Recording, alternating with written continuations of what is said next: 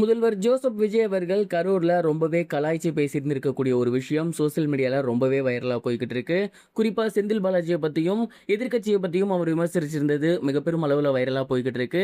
கரூர்ல என்ன நடந்திருக்கு அப்படிங்கிறத தான் இந்த ஒரு வீடியோல நம்ம பார்க்க போறோம். முதல்வர் திரு ஜோசப் விஜய் அவர்கள் இன்னைக்கு கரூர் மக்களை சந்திக்கிறதற்காக கரூருக்கு போயிருக்காரு. இதற்கு மிக முக்கிய காரணம் என்ன அப்படின்னு தெரியும்.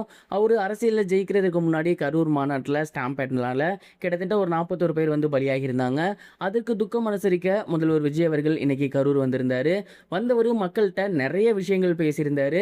அதுல ரொம்ப முக்கியமான ஒரு விஷயம் அப்படின்னா, கரூர்ல நான் போலீஸை வந்து நம்பினேன். பட் அவங்க என் நம்பிக்கையை உடைச்சிட்டாங்க. மேலும் அவங்க நினைச்சிருந்தா அன்னைக்கு அந்த அசம்பாவிதம் நடக்காம தடுத்திருந்திருக்கலாம். அது நடந்துருச்சு. என்னை மன்னிச்சிடுங்க அப்படிங்கிற மாதிரி பேசியிருந்தாரு. இதற்கு காரணமான யாரையும் நான் கண்டிப்பா சும்மா விடமாட்டேன். நெறைய பேர் வந்து இப்போ ஓடி ஒளிஞ்சுகிட்டு இருக்காங்க.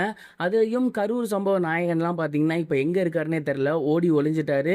நிக்காம ஓடு, ஓடு, ஓடு, ஓடு வரான் பாரு வேட்டைக்காரன் அப்படின்னு அவர் படத்தோட சாங்கே ரெஃபரன்ஸா சொல்லியிருந்தாரு. நம்ம சிஎம் இந்த அளவுக்கு கலாய்ச்சு பேசுவாரு அப்படின்னு கொஞ்சம் கூட யாரும் எதிர்பார்க்கவே கிடையாது. அவர் முழுக்க முழுக்க செந்தில் பாலாஜி தான் மெயின் பண்ணி சொல்லியிருந்தாரு. அந்த ஒரு டைம் வந்து செந்தில் பாலாஜி அவர்கள் தான் கரூர்ல வந்து பவர்ல இருந்தாரு. ஸோ அவர் தான் இந்த இன்சிடென்ட்க்கு காரணம் அப்படிங்கிற மாதிரி அவர் சொல்லியிருந்தாரு. கண்டிப்பா அவர் எங்க ஓடுனாலும் நான் விடமாட்டேன்.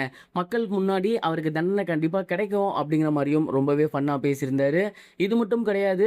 இன்னும் நிறைய பேரை வந்து பயங்கரமா கலாய்ச்சிருந்தாரு. இதுக்கப்புறம் வரப்போற தேர்தலையும் உங்களோட பதிலடி வந்து நீங்க கொடுக்கணும் அப்படின்னு மக்களை பார்த்தும் சொல்லியிருந்தாரு. இந்த ஸ்பீச்ல மிகப்பெரிய ஹைலைட் அப்படின்னா செந்தில் பாலாஜி அவர்களை கலாய்ச்சி பாடினது தான். கரூர் சம்பவத்துக்கு கண்டிப்பா வந்து நான் ஏதாவது பண்ணுவேன் அப்படிங்கிற மாதிரி முதல்வர் திரு ஜோசப் விஜய் அவர்கள் சொல்லியிருக்காரு. மேலும் இந்த மாதிரி ஒரு சம்பவம் இதுக்கப்புறம் நடக்கக்கூடாது அப்படிங்கிறதுக்காக கரூரில் நினைவு சின்னம் ஒன்று வைக்க போகிறேன் அப்படிங்கிற மாதிரியும் சொல்லியிருக்காரு.